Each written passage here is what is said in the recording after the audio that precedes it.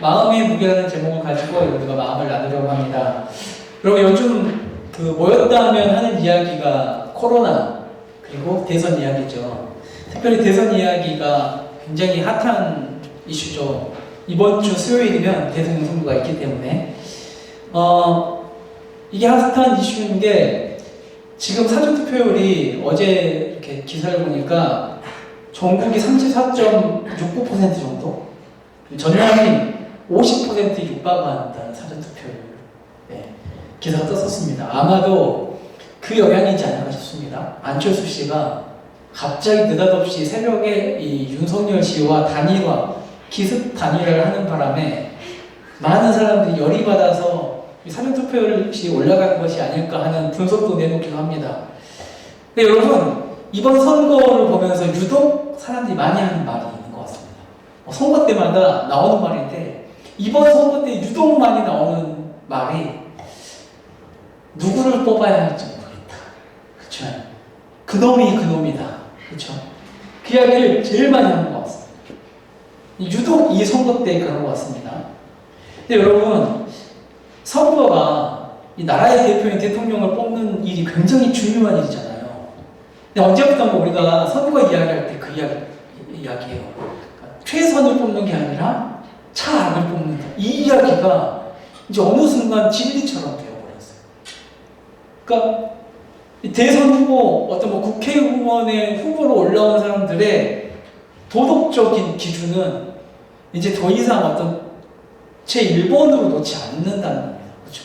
다 그런 놈들이라, 다 닳고 다른 놈들이라, 딱 그것 좀 제껴놓고 이야기하자. 라고 이야기가 막 되는 것 같아요.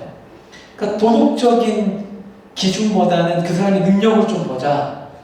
혹은 이 도덕적 평가는 뒤로 물러나고 이 사람의 능력이나 혹은 지역색에 의해서 사람이 뽑히는 것만 같습니다. 여러분, 이 나라의 대표를 뽑는 아주 중요한 선거도 이렇게 타락했는데, 여러분, 이 세상은 또 얼마나 타락해 있겠습니까? 여러분, 이런 세상 속에서 우리는 어떻게 살아가야 하는가?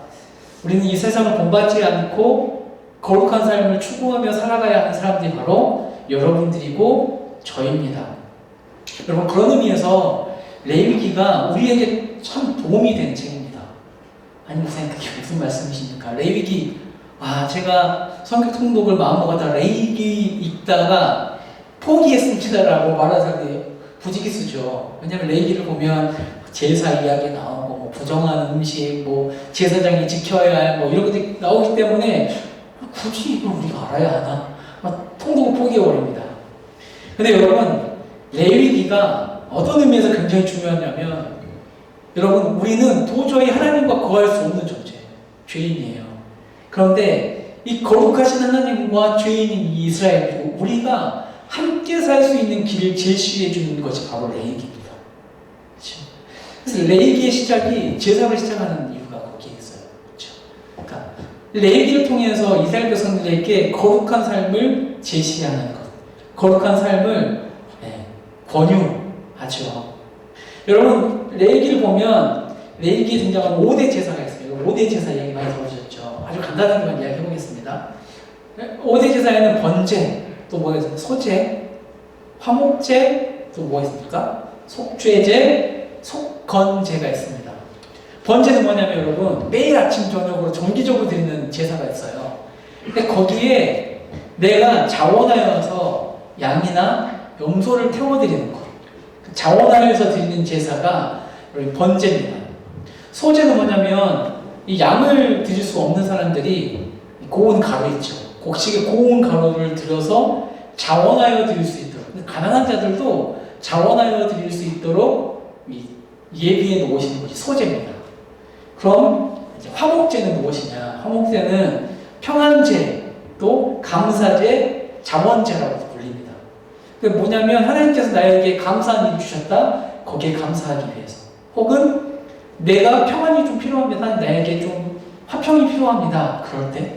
혹은 내가 하나님에게 제가 주님께 소원할 게 있습니다. 라고 할 때 드리는 게 이 화목제입니다. 이 화목제는 되게 재밌는 것이 한 사람이 이 화목제를 드리면 이 제물에 있는 짐승에 있는 지방을 빼고서는 그것을 제사장과 사람들이 나눠 먹을 수 있습니다. 그런데 부자가 이를 드리면 여러 사람들과 함께 나눠 먹는 겁니다. 화목제는 축제의 느낌이 좀 강한 제사고요. 속건제는 뭐냐면, 속건제는 하나님의 선물이나 사람에게 피해를 입혔을 때에, 만약 예를 들어서 제가 우연형제한테 100만 원 손해를 입혔다. 그러면 거기에 비례하는 제물을 드려야 하는 겁니다. 거기에 비례한 제사를 드리는 것, 그러니까 회개의 제사를 드리는 것이 속건제입니다. 그리고 오늘 볼 것이 이제 속죄제인데, 4장에서부터 이번 장까지 이야기가 되죠. 아마 이 5대 제사 중에 가장 많은 분량을 차지하고 있는 게 속죄제입니다. 속죄제는 여기 4장에서부터 무슨 이야기가 나오냐면, 제사장이 드리는 속죄제, 온 이스라엘 회중이 드리는 속죄제, 그 족장이 드리는 평민이 드리는 속죄제에 대해서 설명합니다. 그런데 그냥 아무 제나 하는 것이 아니라 부지중에, 그러니까 모르고 지은 죄에 대한 속죄에 대해서 이야기를 하는 겁니다. 이 속죄제는 부지중에, 그러니까 모든 사실 제사가 부지중에 죄를 지었을 때에 드리는 제사입니다. 여러분, 부지중에 지은 죄이지만 하나님은 그것을 깨닫기를 소망하고 그것을 가지고 하나님 앞에 회개하기를 소망해요. 그러니까 죄가 크든 작든 부용하든 가난하든 지도자이든 평민이든 죄를 깨달았을 때는 하나님 앞에 용서를 구하고 그리고 용서받을 수 있는 길을 제시해 놓은 겁니다. 여기 이 속죄제가 이 신분에 따라서 이 제물이 달라요. 그러니까 제사장이나 좀 족장이나 이런 사람들이 죄를 지었을 때는 비싼 거죠. 비싼 것을 바치게 하고요. 평민 이런 사람은 조금 낮게 드리게 합니다. 왜냐하면 여러분, 영향력 있는 사람일수록 그가 저지르는 죄의 영향력도 크거든요. 그래서 그 죄의 크기에, 그 사람이 가지고 있는 영향력에 따라서 죄물의 크기도 달라집니다. 여러분, 하나님은 이 제사를 통해서 이스라엘 백성들에게 그걸 요구하는 겁니다. 야, 영향력 있는 사람보다 나는 거룩한 사람을 요청한다. 나는 능력 있는 탁월한 자들보다는 내 앞에서 거룩한 삶을 살아가는 자들을 내가 요청한다. 이스라엘 너희가 그렇게 거룩하게 내 앞에 살아갔으면 좋겠다라고 이야기하는 겁니다. 여러분, 능력 없는, 그러니까 탁월하지 않아도 된다는 소리가 아닙니다. 그러니까 이스라엘 백성들과 우리를 향한 하나님의 마음은 탁월함보다 가장 먼저 최우선순위가 거룩한 겁니다. 그렇죠? 그것을 요구하는 것이 레위기이고 속죄제입니다. 그리고 오늘 본문에서 1절에서 6절에서 이 속죄제를 드려야 하는 4개의 케이스가 등장해요. 그리고 7절에서 13절까지는 가난한 자들도 속죄제를 드려야 하는데 어떻게 드려야 하는 것인가 라고 이야기하는 부분을 구분됩니다. 이 1절에서 6절까지 4개의 케이스가 등장하는데 첫 번째와 마지막 케이스는 말의 관계입니다. 첫 번째가 뭐냐면 누군가 조주를 했어요. 근데 그것을 보고도 재판장에서 증언하지 않는 사람은 그것을 깨달았을 때에 속죄제를 드려라. 근데 여러분, 이 저주가 그냥 저주가 아니라요. 그냥 욕이 아니라 하나님의 이름을 빌려서 하는 욕입니다. 야, 너 하나님 이름으로 내가 너 저주한다. 또 하나님이 너 죽일 거야. 이런 거죠.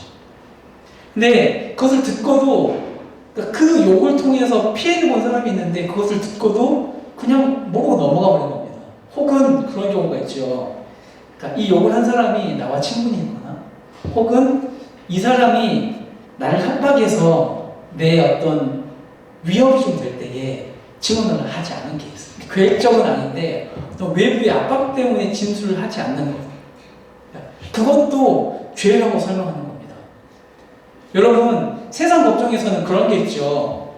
그러니까 증언의 자유가 있어요. 그렇죠? 뭐 물어보면 뭐라고 하죠? 묵비권을 행사할 수 있는 그 권리가 있잖아요. 그러니까 세상 법정에서는 묵비권을 행사할 수 있는 권리가 있거든요. 근데 여러분, 하나님의 법정에서는 묵비권이 있을 수가 없습니다. 진실에 대해서는 말해야 하는 겁니다. 왜냐하면 내가 담은 진실 때문에 억울한 사람이 생길 수 있기 때문에, 그러니까 내가 담은 진실 때문에 이웃을 돌보지 않은 것은 죄라고 설명하고 있는 것이죠. 또 네 번째 케이스가 뭐냐면 함부로 맹세하는 것.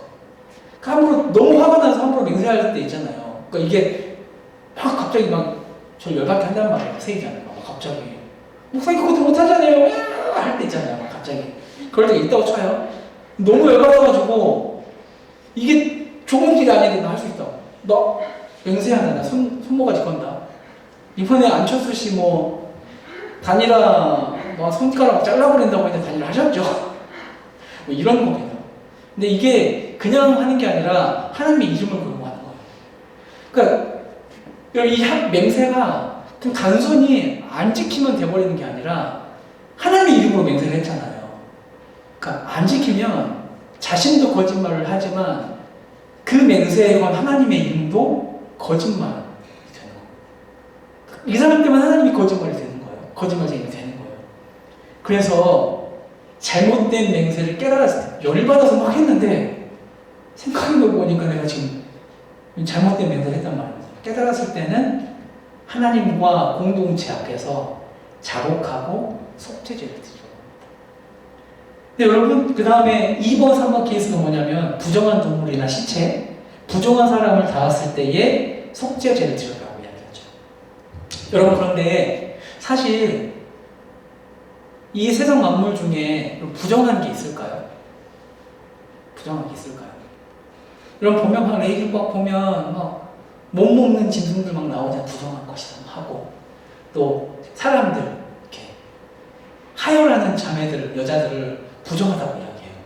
진짜 부정한 것인가? 하나님 왜 그런 것들 부정한 것이라고 이렇게 해놓고 그 법을 정하셨을까? 이유가 있습니다. 여러분 그 동물이 부정하거나 그 사람이 부정해서가 아니라 여러분 그 법을 통해서 일상에서 죄와 구별하는 것, 여러분 사망을 품고 있는, 죽음을 품고 있는 죄에 민감하게 반응하게 살게 하시려는 하나님의 의도입니다. 그러니까 거룩한 삶으로 죽게 드리는 그것이 이렇게 삶에서 연습되어지도록 제사에서 그 부정한 것들을 막 정해놓은 것에서 하나님이 연습을 시켜놓는 거죠. 그러니까 여러분 부지 중에 시체를 만지거나 부정한 걸 만지고 나서 그냥 모르고 제사를 드렸단 말이에요. 그러면 이 사람이 만진 재물은 부정하게 돼요. 그러니까 이 부정한 걸 가지고 하나님께 드리는 거예요. 여러분 제사의 원칙을 보면 하나님께서 재물을 딱 정할 때 어떤 원칙이 있습니까? 흠 없는 것을 드려야 하거든요. 흠 없는 것을 드려야 하는데 부정한 것을 만지고 이 짐승을 만지면 얘는 흠이 있어버리는 거예요. 하나님 그걸 받지 않으시거든요. 그러니까 그것들을 하나하나 연습시키는 거예요. 그러니까 제단을 부정하게 만들고 또 부지 중에 지은 죄일지라도 자신뿐만 아니라 공동체에 영향을 주기 때문에 여러분 죄는 어떤 성질이 있냐면 살아있어요. 죄는. 여러분 죄는 생물과 같아요. 그래서 여러분 이 죄가 개인의 문제에서 끝나는 게 아니라 개인에서 공동체의 문제로 막 번져가는 특성이 있거든요. 그래서 여러분 하나님께서 이런 부정한 것들을 막 정해놓으시고 그러니까 어떻게 구별하며 살 것인가를 연습시키는 이유가 개인의 거룩함이 정말 중요하기 때문입니다. 여러분 우리 코로나 터졌을 때 제가 항상 이야기했었던 게 있어요. 코로나 터져서 우리가 눈여겨보아야 할 게 있다. 뭐였냐면 개인의 신앙. 그렇죠? 개인의 신앙생활이 너무 중요합니다. 라고 이야기했던 거 기억나시죠? 그러니까 코로나를 통해서 개인의 신앙이 얼마나 중요한지, 혼자 있을 때 신앙이 얼마나 중요한지, 개인의 거룩함이 얼마나 중요한지 레이기를 통해서 알 수 있어요. 특별히 여러분 우리가 주목해야 할 것은 제사를 드리기 전에 뭘 해야 되냐면 5절 보면 이 중에 하나의 허물이 있을 때에는 아무 일에 잘못하였노라고 자복하고 그렇죠? 부지 중에 죄를 지었어요. 부정한 것을 만졌고 막 함부로 맹세를 했고 막 이랬어요. 근데 정신 번뜩 들어보니까 자기가 죄를 지은 거 알아요. 그렇죠? 그러면 어떻게 해야 되냐면 자백해야 해요. 근데 이게 여러분 하나님에게만 자백해야 되는 게 아니라 그 죄를 지은 사람에게 자복하는 겁니다. 아니 내가 밑도 끝도 없이 함부로 맹세를 했어요. 그러면 공동체에게 사과를 하는 겁니다. 내가 내 화를 못 이겨서 하나님의 이름으로 함부로 맹세했습니다. 나의 잘못을 인정합니다. 이거죠. 그렇죠? 누군가에게 피해를 입혔어요. 부지 중에 나도 모르게 이렇게 가다가 했어요. 깨달았단 말이에요. 그럼 그 사람에게 가서 먼저 자백하는 겁니다. 내가 당신에게 죄를 지었습니다. 용서해 주십시오. 그리고 하나님에게 나아가는 겁니다. 그 자백을 해야 하는 겁니다. 그리고 나서 이제 하나님에게 나아가서 그 제사를 통해서 하나님께 자백하는 거죠. 여러분, 우리가 모르는 중에 지은 죄일지라도 여러분 그 죄를 인식하는 순간 우리는 그 죄를 인정하고 자복해야 하는 겁니다. 여러분, 죄를 자백한다는 게 어떤 의미냐면 내가 진짜 모르게, 나도 모르게 의도하지 않게 일어났지만 그 문제에 대해서 내가 틀렸다고 인정하는 것, 그리고 그 문제를 주님께 갖고 나아갔을 때에 그 죄에 대한 하나님의 판단에 동의하는 겁니다. 더 나아가서 뭡니까? 그 판단을 하시는 하나님을 주인으로 인정하는 것. 하나님, 나는 이제 죄인이니 나를 용서해 주실 분은 주인이신 하나님밖에 없습니다.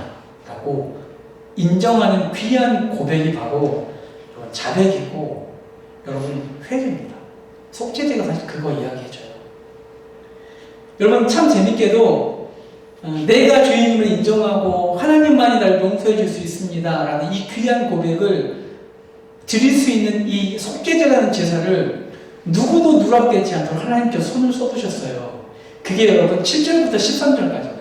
무슨 내용이냐면 가난한 사람도 속죄제를 드리고 싶어요. 그런데 가난한 사람 양이 없잖아요. 그렇죠? 너무 비싸거든요. 드릴 수 없는 형편에 있는 자들도 속죄제를 드리고 싶을 수 있잖아요. 하나님, 내 안에 죄가 너무 많은데 내가 주님께 드리고 싶을 때 드릴 게 없습니다. 그때 어떻게 할 것인가? 먼저 양을 바치기에 넉넉지 않은 사람들은 양을 바칠 수 없다는 산비둘기 2마리나 집비둘기 새끼 2마리를 가지고 드릴 수 있습니다. 진짜로 그것도 안 되잖아요. 그럼 어떻게 합니까? 고운 가루, 곡식가루, 그렇죠? 10분의 1 에바, 이게 뭐냐면 2.2리터 정도 되는 양이랍니다. 2.2리터 정도의 곡식을 바칠 수 있게 따로 규정을 해놓으신 겁니다. 그럼 이게 무슨 말입니까? 하나님은 어떻게 해서든 누구든 죄를 지었으면 그 회개의 자리로, 그 용서의 자리로 모든 사람이 오기를 원하고 계십니다. 그러니까 누구든 그 회개의 자리, 용서의 자리로 오기를 초청하고 계시는 거예요. 그 누구도 누락되지 않도록. 또한 어떤 의미가 있냐면, 여러분, 양이나 비둘기를 드릴 수 없는 사람들은 곡식으로 드리잖아요. 여러분, 용서받을 수 있는 것이 여러분 피해 있는 게 아니라 본질이 피해 있는 게 아니라 무엇을 드리든 거기에 내 마음의 무게를 담아드리면 그것을 보시고 하나님은 우리에게 은혜를 베푸시고 용서하신다. 그러니까 용서의 본질이 피가 아니라 하나님의 은혜에 있음, 우리의 마음의 무게에 있음을 이야기하는 겁니다. 여러분, 하나님은요, 이 속죄제를 통해서 그 마음을 준비시키죠. 재물의 무게가 아니라 죄에 대한 우리의 마음의 무게를 하나님이 재고 계시는 겁니다. 여러분, 진심으로 뉘우치고 죄에서 돌아섰을 때에 하나님 앞에서 용서받지 못할 죄는 없습니다. 그리고 죄를 깨달았는데도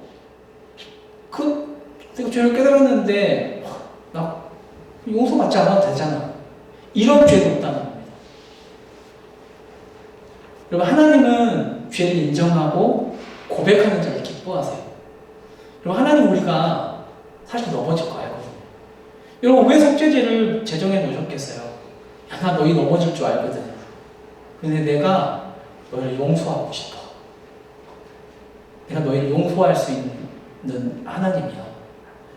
그래서 여러분, 속죄제를 준비해 놓으신 거잖아요.